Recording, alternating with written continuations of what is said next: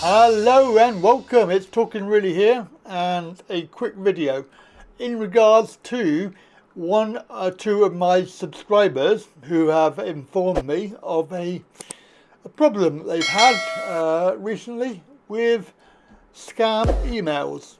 Basically the age-old story of being taken for a ride via email. I thought it was an old thing, but obviously clearly they haven't moved on. There are other scams doing with telephones and things like that, and text messages, and you can basically guarantee that I've had them all. I am very wary when you get an email come through, very suspicious until I have gone to the source. So I'm just going to go through this and see what we can do about it, because it is a very dangerous thing to have if you have an email and you believe what's in it. Unfortunately, there'll be a lot of people in situations that will believe it because they haven't come across it before, or they don't know about spam and scam emails. And these could be vulnerable people who have very little to start with, and they're being taken for a ride by these unscrupulous scammers. The old story that the people say is that these are Nigerian. I think they've moved on from there, but they're now like Indian, Pakistani, Asian countries where, I mean, you can understand why they would want to do it, because obviously they need to make money to live. And if they're in a third world country, it's very difficult to make money and have a job and afford to live. But scamming people is illegal. It's illegal, and obviously their fraud is quite large. But you have to be able to remember that you have to catch these people in the act, and that is the difficult part.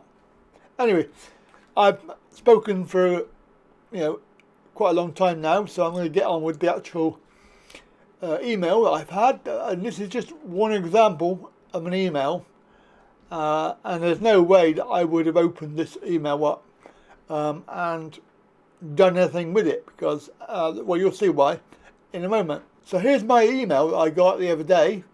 You can see it's headed NatWest Digital Banking.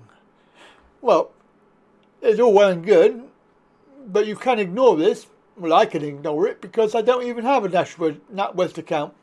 So having an email about NatWest account being disabled is irrelevant because I haven't got one. So this one I would probably just consign it to the junk folder and be done with it, because there's nothing there that's going to bother me. These emails are becoming very clever, and I had one the other day that was PayPal, and everything in it was correct. However, it was a scam email. How can you tell that this is a scam email? Well, you have to look at various things that you can see, one of which is the return address, which is some sort of fake account, Nicola.de. So you know for a fact that that is not NatWest. And of course there are other things coming through. When you click on the links, or you don't click on the links, but you can hover over, you can see that this link here goes to somewhere else. The security section, that also goes there. So this forward on Pravana.se, but even if you did click on it, it would not go anywhere, because generally these are spam emails. So your customer number has been disabled. Well, if you had a NatWest account, you would probably be concerned about that. And obviously they've disabled your account. You have to provide your details. So obviously they want you to log in with your account details, so they get it, and they will get an email or message that you've signed in. And when you look at this, this is the link that you can open, and if you open it, it goes, and because I've got a scam detector installed, it says that this is a deceptive site. So it's warning you that this is a scam site and do not go there. If I didn't have that security, it would have gone straight there. Obviously this is a phishing site, so it's not making fish with fish, but it's phishing, as in trying to scam you and pretend to be another site. So there we go.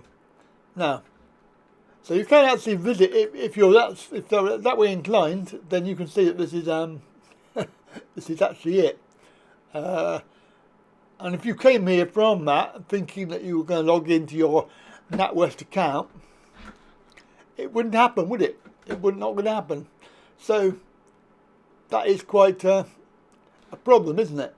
So going down, you can see that this is there's no graphic, no link, and you hover over the link, you can see that it comes up with this. Not very well made out on any of the other links there. They're all the same. It even offers you the chance to go and complain about this email, because it's a phishing email. phishing@natwest.com, and these scammers are actually becoming very clever with their design. This is actually quite a poor design. I've seen better. So essentially you can ignore it and put it into the scam bin. So move it to the junk file. So what do you do about it? Well, you ignore it. If you're not sure, let's assume that you had a NatWest account and you were concerned that this is, oh, somebody's cut me off, they've closed my account.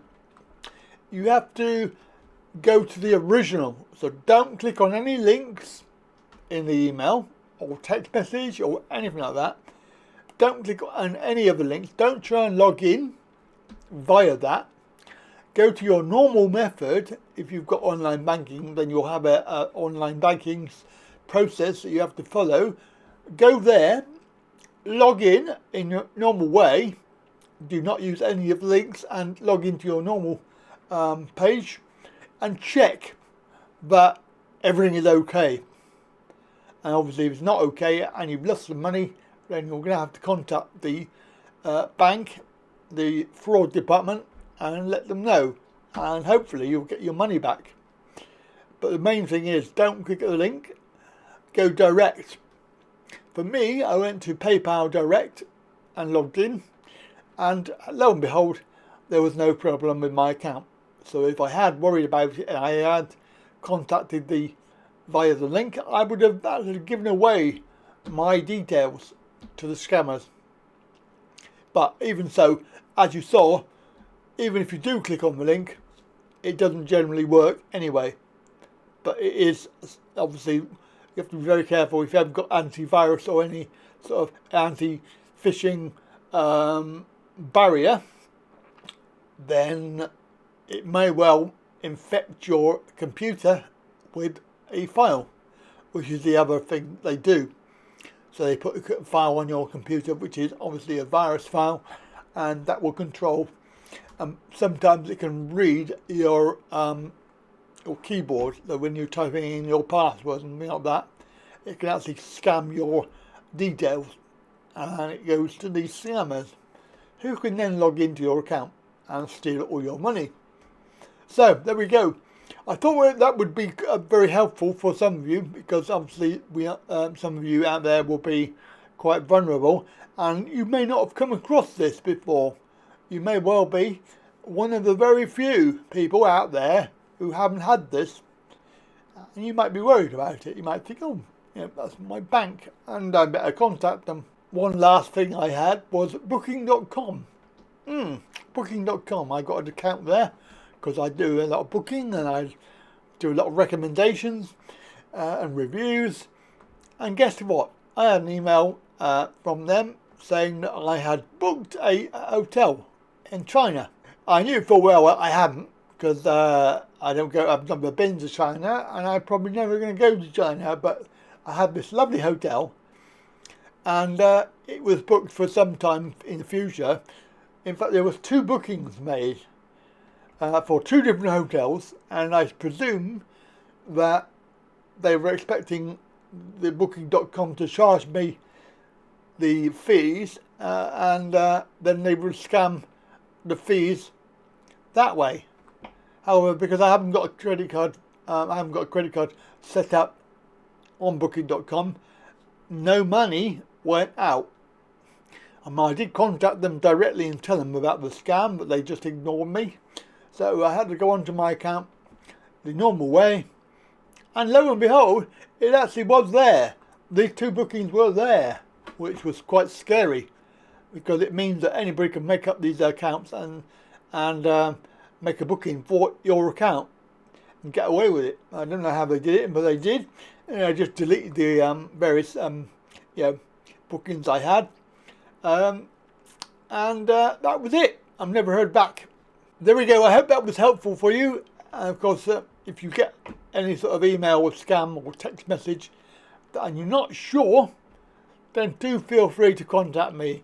So just to remind you, that when you go onto this website, www.talkinreally.co.uk, you'll find at the top of the page there'll be a button to book me. Yes, book me for a one-to-one. So from the website, click on the button to book me. You'll be taken to a page, and there you'll be able to select make a booking. You'll get this, which is a pick time page, and it has 4 different meetings at the moment. There probably will be other ones added, but you can see there's 2 30-minute and 60-minute one-to-one for everybody, and then a 30 and 60-minute meeting for people who are already Patreons, supporters, members, people like that, because they get a £5 discount. So let's click 30-minute. You then have the opportunity to select a day. So let's go for Monday, and then you can select your time, and then it will ask you for some details, and you'll then have to go on and pay the fee. It does collect the fee, and obviously if you go for a Patreon, if you're a Patreon member, you have the same opportunity to go through, and you can select the same times, but it will be cheaper. So there we go. That's very simple to do. If you do want a one-to-one, then please make a booking. That's it from me. Be safe and don't open those emails. Bye for now.